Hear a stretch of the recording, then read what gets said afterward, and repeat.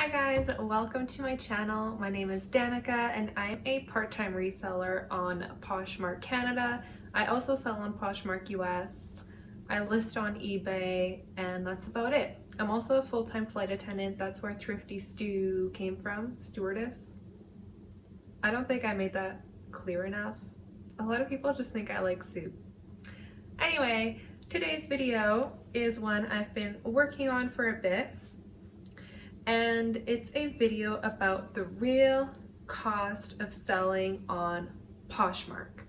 Okay, so before we get into the video, make sure you're subscribed to my channel, that you give me a thumbs up before you go, and that you leave me a comment. So, we've all seen those videos on TikTok, on Instagram, ads on TV of someone taking a couple pictures and uploading it to POSHMARK and making a few $100 clearing out their closet, and they make it look real easy, and it is. But when you start to scale your business, you definitely start to notice that the cost of running your side hustle starts adding up. So I've put a few numbers together on what it actually costs me to run my reselling side hustle.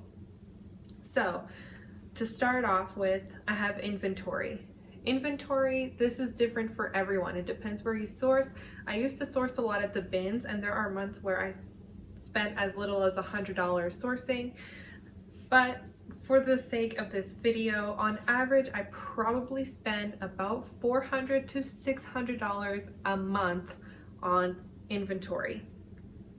To get my inventory, I'm driving. So gas, I would say approximately $80 a month. I only got my car in January, so before January I would source on layovers, or I would take Ubers, and for me a round trip Uber to the nearest Value Village, which is like the biggest thrift store in my area, was about $20–$25 each way, so I was spending at least $50 to get to the bins from my house in an Uber. I don't even remember how much it was, but it must have been like 50 bucks. It's far. So that's definitely something you need to consider. And insurance, my insurance is crazy high because I live in Alberta and I'm a brand new driver, but there's a cost associated. So next are the tools that resellers need. The first tool I think I got was a sweater shaver, and that's just something that I use all the time. I use it on Lululemon leggings, probably more than sweaters, but obviously also used to sweater shave, deep heel sweaters. A steamer, I actually don't have a steamer, but I've gone through two of them, two cheap ones, and they just like didn't work out for me. So now I just like run my shower hot and steam items as needed, or I'll just stick things in the dryer and tumble dry to get the wrinkles out. But a steamer can be anywhere from $50 up to like probably a few $100s if you really had some money to spend. There's also lint roller, clothing rack, shoe rack, mink oil. So a lot of people use Wonder Balsam, which is the Doc Martens brand of mink oil. I just use a generic one from Amazon, and a little goes a long way, so it actually lasts a long time. And then also stain remover and magic eraser. Next on the list, let's talk about packaging. So Canada Post does not provide free shipping supplies like USPS does. The only thing they'll give us for free are little envelopes to put the shipping label in. You can order those online using a Canada Post small business account. It's free to make the account. You get a discount on shipping if you're selling on eBay or like sending to anyone. And you can also order supplies. You can definitely recycle some items. You could put an ad on Facebook Marketplace or Kijiji saying, bring me all your Amazon mailers. See if that works. I will dig through my building's recycling room and find boxes. but definitely a lot of people do purchase supplies such as poly mailers, tape, business cards, and tissue paper. When I first started reselling, actually, this is reminding me, I used to include a little Ghirardelli chocolate square in every order, and I could buy them in bulk at Superstore, and then they stopped carrying them. It's a good thing they did, because I would be going broke now putting those in all my orders. So poly mailers can be expensive. I would budget at least $100 every few months. I like the really bougie, thick, cute ones, and so it's definitely more expensive for me. I order them from the US, so I have to pay duties on them also. But I think you can usually find really good deals on eBay. I know a few girls on Facebook that have said that they ordered them on eBay by like the 100, and they're cheaper that way. Next, I have printing labels. So in the beginning, in the first month I was selling on Poshmark, I would walk up and down this hill to Staples to print all my shipping labels. I would also sometimes use the printer at work. If you work with me, no you don't. And so I think that was like 30 cents a page, maybe 12 cents a page to print, and then I quickly realized, okay, this is wasting my time. Sometimes I would go up, print one, come home and sell something else. So I invested in a printer pretty quickly. I think it was like $40, but the ink was so expensive. It was like $60 at least every few months. And the paper, I don't remember. I only ever bought 2 packs of paper, and I still have half of one of them sitting in my Poshmark room because I upgraded to a thermal printer. Now, if you're in the US, thermal printer is not that huge of an expense. I think it's like under $200 for a thermal printer, but up here it's definitely more expensive because of the exchange rate and the duties. Also, the one I have is a Rollo printer, and they do not ship to Canada. So I had to have it shipped to my US address and then have them courier over the border, so that added an extra cost. So it ended up costing me a lot of money, but it is so satisfying having that like ribbon of printer of shipping labels come out, and it's so nice to just like take it off the backing and slap it on the package and you're good to go. Don't need to ever buy ink ever again. And I think the Rollo came with like a ton of labels. Like I won't need labels for a very long time. And you can also make personalized stickers. I've seen some videos on Instagram on how to make those, and I think I might have to do that. Although I don't use tissue paper in my packages, so I don't know where I would put the sticker, but anyway. And then my second last category here on the cost of maintaining a successful Poshmark closet is subscriptions. There are all kinds of subscriptions you can purchase for your Poshmark closet. Sharing bots. The one that I use is called Crosslist. There is a link for all the subscriptions in my bio, or in the description of the YouTube video, I mean. So Crosslist is the app I use for my Canadian closet. It's $45 US a month, but it shares your closet throughout the day and also relists your stale listings. It's good and bad. Sometimes I've had someone like an item and like 2 minutes later the bot relists it before I can send an offer on it, but I've also made some really good sales on the relisted items. Some bots, like the one that I use on my US closet called Posher VA, also has other features such as sending offers to likers. So for example, on Posher VA, you can set it up so that after X amount of time, an offer for X% with X shipping discount gets sent to every liker. So let's say I have it set up to send a $17 or 17% off offer with discounted shipping after 10 minutes. So if someone likes the item, the bot, after 10 minutes, we'll send that offer. I've made a few sales that way. I personally don't use that feature anymore just because I'm not home at all anymore. So if something's sold on my US closet, I would not have the chance sometimes to verify that and delete the duplicate listing until much later, and that kind of stresses me out. And also right now, with me working so much, shipping for my US closet is just not logistically possible. This month specifically, I worked 4 days away from home. I had 1 day off. I was gone again for 4 days, and then I had 2 days off, and then I leave again for 4 days tomorrow. So in those, I did do my US shipping yesterday, but if I only have 1 day at home, I don't have time to run over to the courier and come back.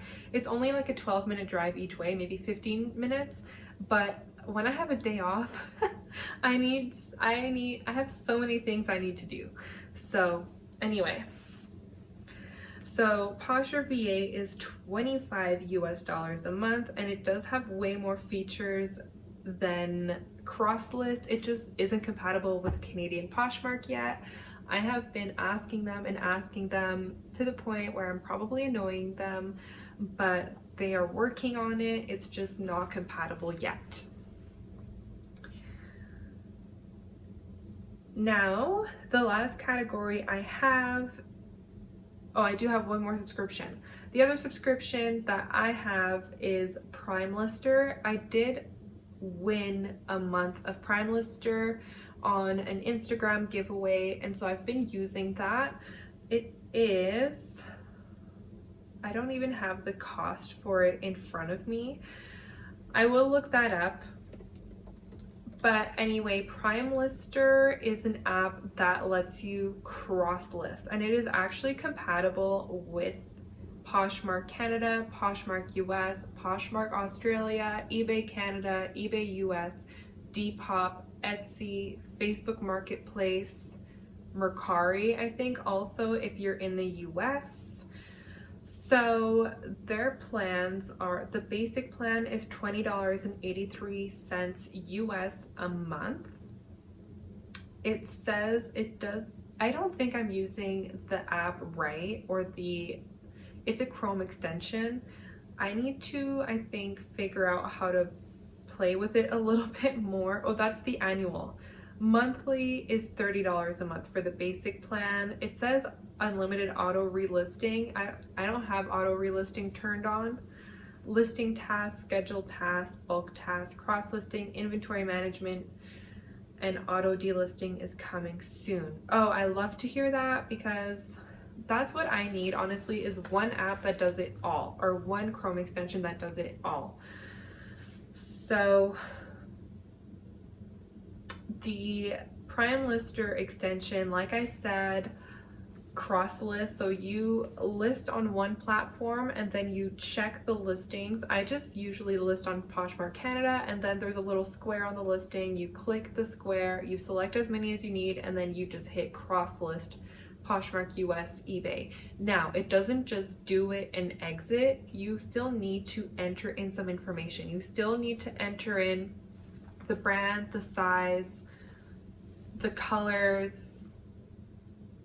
the tags if you have any. So it's not a click and leave. It's a click and then do have the task still, which to me is like kind of annoying, but worth it. So I'm not sure if it's something I'll continue to use after my trial is up, or after my month that I won is up, but it is definitely very useful. Everything that you list also goes into an inventory system on the actual website or extension. So that's really useful too if you don't have your own inventory system. Honestly, it makes relisting so much faster and deleting old listings way faster. So I do recommend using it. I don't know if I would personally go for the pro plan. looks like, oh, cross-listing isn't included in the basic plan, so I would definitely go with the pro plan. The pro plan is $50 a month, but I think it would be worth canceling my sharing services and only using Prime Lister. It's something, I don't know, is that controversial? I don't know. And then maybe I would just like share my closet twice a day using the bulk share feature. Maybe that's what I'll do. Maybe I'll do an experiment and do a YouTube video about it. This is a little Gucci ribbon that I won on an Instagram giveaway. Okay, so that's Prime Lister. Again, I think I just need to play with it more and just get to know what all the features is, because $50 a month does sound very expensive, but there are other virtual assistants that are way more expensive. So I've used 2 different virtual assistants prior to just running the bots myself. I used Virtual Posh Assistant and Reseller Assistant, and I think they're both around $125 US a month. And personally, my belief is that they are just using bots. Having seen what the bot does on this side of it, I don't see how they're not using bots. I know that they claim to be using people and like manually sharing your closet, but don't think that's true personally. So those are subscriptions that you can get. When it comes to photos, I think less is more. Honestly, personally, I just photograph on a wall. Although I've been thinking about getting the subscription. It's called Photo Room. It's $9.50 per month. That's what I found online for the pro version. So there is a free version of Photo Room. It just leaves a watermark in the photo, and what Photo Room does is it takes you take the picture, you upload it to Photo Room, and it removes the background. And I think that that could be really useful. I have a few friends who do use the app and love it, so maybe I'll just try it. We'll see. $9.50 a month is like honestly not that expensive. If I just canceled my 2 sharing subscriptions and kept Prime Lister and Photo Room, maybe, let's see, we'll see. And then also Canva. Canva is not really a reselling tool or subscription, but I do definitely use it for Instagram, and you can use Canva to make signs for your Poshmark closet, and that one is $3.39 Canadian per month.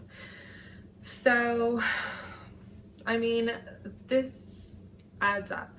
Am I saying that you need all these things to have a successful Poshmark closet? Absolutely not. You can keep making great sales just using bare minimum.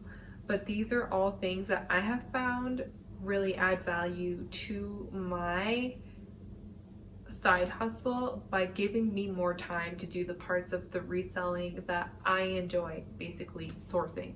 So the less time I'm spending sharing, the less time I'm spending basically sharing and cross-listing and deleting and all that, the better. I will pay money for that. But you can absolutely have a very successful closet by doing everything yourself. So let me know in the comment what your thoughts are. Do you use any subscriptions, or do you keep your Poshmark business just very low cost? I think, yeah, there's definitely 2 different ways of doing it. There's no perfect way. This is just how I do it. Honestly, I hired a virtual assistant. I started selling on Poshmark in August, and by December I had hired a virtual assistant because I think sharing is a waste of time. And that's just my personal opinion. Some people even say like they don't share at all. I'm sure they do eventually, maybe like once a week, but I think that could be a different video. I definitely don't think you need to share everything in your closet. If you're sharing like obscure brands, people will be searching for that. If you're selling Lululemon and Levi's, you need to share your listings. You need to get that listing in front of people's eyes. But yeah, when I look at it like this, it's kind of crazy to think how much money I spend, but obviously if you're making less money than you're spending, also reevaluate. You don't need to be spending $600 on inventory just because that's what I said I do. So yeah, let me know in the comments what the costs of your reselling business are, if it's kind of similar to mine or more or less. And yeah, let's chat in the comments.